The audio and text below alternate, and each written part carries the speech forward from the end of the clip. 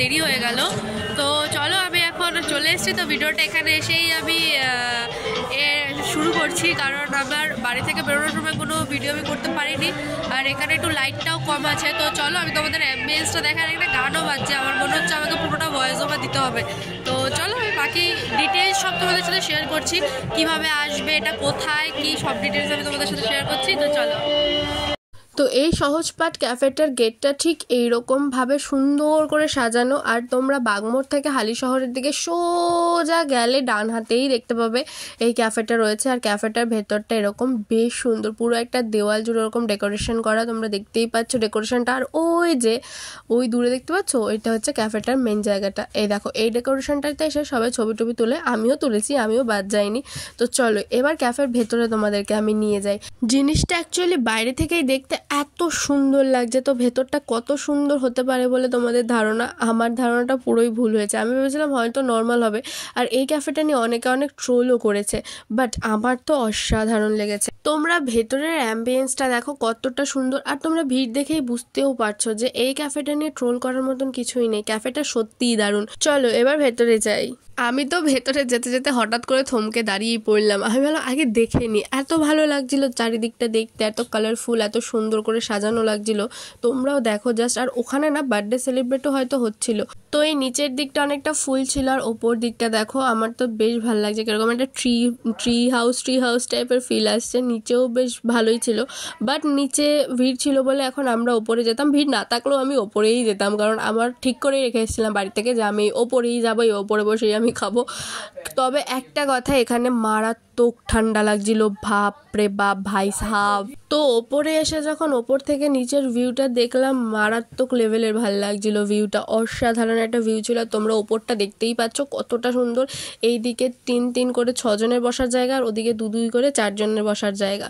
তো আমরা এখন এখানে মেনু কার্ড দেখছি। দাঁড়াও আমি আগে তোমাদের সাথে মেনু কার্ডটা শেয়ার করি, কারণ আমিও মেনু দেখেই অর্ডার করব। তো চলো তোমাদেরকে আমি মেনু কার্ডগুলো দেখিয়ে দিই, তোমরা মেনুগুলো দেখে নাও। তোমরা পজ করে মেনু কার্ডগুলো দেখতে থাকো, ততক্ষণে আমিও মেনু কার্ড দেখে অর্ডার করে দিই। আমি বাড়ি থেকে ভেবেই এসেছিলাম যে আমি এসে এখানে যেহেতু ফার্স্ট টাইম আসি, তো আমি স্টার্টার থেকে শুরু করে মেইন কোর্স, চা সবই অর্ডার দেবো। বাট যেহেতু শীতকাল, আর আমার ভয়েস শুনে তোমরা বুঝতেই পারছো আমার ভীষণ ঠান্ডা লেগেছে, সেই জন্য আমি মকটেলটা অর্ডার করতে পারিনি। এখানে কিন্তু মকটেলও রয়েছে, তোমরা কিন্তু মেনু কার্ডটা পজ করে দেখে নাও। আমি তো আমার অর্ডার প্লেস করেই দিয়েছি। আর দেখো ওপর থেকে তোমাদের আমি নিচের ভিউটা দেখাচ্ছি, জাস্ট কি সুন্দর লাগছে দেখতে, কি সুন্দর ছাটা ছাটা করা, ছোট্ট ছোট্ট। আমি তো ঠিক করেই নিয়েছি আমি এর পরের বারও এখানে আসবো। তো দেখো তোমাদের ভিউ দেখাতে দেখাতে আমার চাটাও চলে এসছে। আমরা এখানে সহজপাঠ ক্যাফের যে স্পেশালটি আছে ওটা নিলাম 20 রুপিস। তারপরে আমাদের স্টার্টারও চলে এসেছিলো, যেটা ছিল ভেটকি মাছের ভেটকি মাছ বলবো না, এটা ছিল ভোলা ভেটকি। তো এটার প্রাইস ছিল দুটো 140 রুপিস। তো কাটলেটটা দারুণ ছিল খেতে, আর সসটাও এত খাট্টা মিঠা ছিল, বেশ লাগছিল খেতে। তো আমার খেয়ে তো তোমরা আমার মুখের এক্সপ্রেশনটা দেখেই বুঝতে পারছো, এটা তোমরা খেতেই পারো। আর তারপরে চলে এসেছিলো আমাদের আন বান শান বিরিয়ানি। তো বিরিয়ানিটা আমি কোথাও গেলে বিরিয়ানি সচরাচর ট্রাই করি না, বাট এখানে আমার ইচ্ছে করলো বিরিয়ানিটা ট্রাই করতে। আর এখানের চিকেন চাপের স্টাইলটা আমি বুঝতে পারলাম না, 2 পিস চিকেন চাপ দিয়েছিল, মানে যেটা বড় 1 পিস থাকে সেটা এনারা 2 পিস করেছিল। আর নিয়েছিলাম একটা বাটার নান, যেটার প্রাইস ছিল তোমার 50 রুপিস, আর বিরিয়ানির প্রাইস ছিল 130, আর চিকেন চাপের প্রাইস ছিল 80 রুপিস। আমি ফার্স্টে চিকেন চাপের গ্রেভিটা দিয়ে নানটা ট্রাই করলাম। আমার প্রথম বাইটটা খেয়ে ঠিকঠাক লাগছিল, বাট পরে খেতে খেতে জাস্ট অসাধারণ লাগছিল। অ্যান্ড দেন আমি এখন ট্রাই করব বিরিয়ানি। আর বিরিয়ানিটার প্লেটটা দেখেই বুঝতে পারছো, 1 প্লেট ভর্তি বিরিয়ানি, একটা বড় মাংস আর একটা বড় আলু। আর চিকেন চাপের গল্পটা তোমাদেরকে বলি, একটা বড় যে চিকেন চাপের পিসটা থাকে না, ওটা একা খাওয়া যায় না, এতটাই বড় থাকে। সেজন্য এখানে বেশ ভালো করেছে, 2 পিস করে দিয়েছে, সফটও করে দিয়েছে। তো যাই হোক, আমি এখানে বিরিয়ানির কথায় আসি। বিরিয়ানিটা যখন আমি শুধু চিকেনটা দিয়ে খেলাম, আমার মুখটা জাস্ট বন্ধই রয়ে গেল, অমৃত লাগছিল। তারপরে আমি আলু খুঁজে বের করলাম, কারণ এখন আমি আলু দিয়ে আর চিকেন চাপের গ্রেভি দিয়ে একটু ট্রাই করব।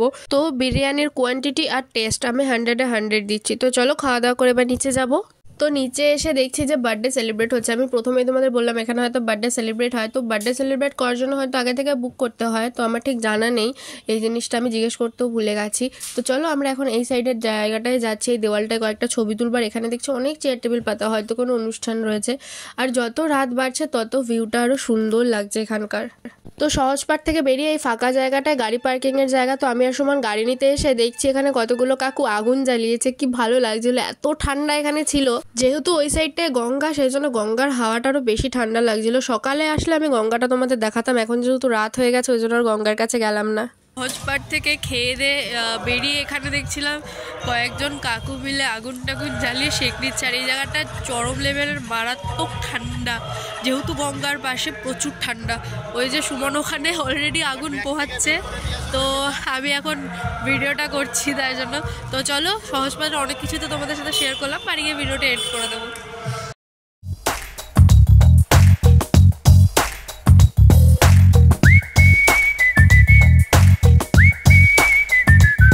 বাড়ি চলে এসেছি আর ভিডিওটা তাহলে এখানে এন্ড করছি।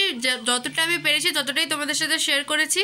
ভিডিওটা কেমন লাগলো অবশ্যই কমেন্ট করে জানিও, আর ভালো লাগলে একটা লাইক করে চ্যানেলটা সাবস্ক্রাইব করে দিও। তো চলো, সবাই ভালো থেকো, সুস্থ থেকো, আর সবাইকে once again happy new year. তো চলো, বাই বাই।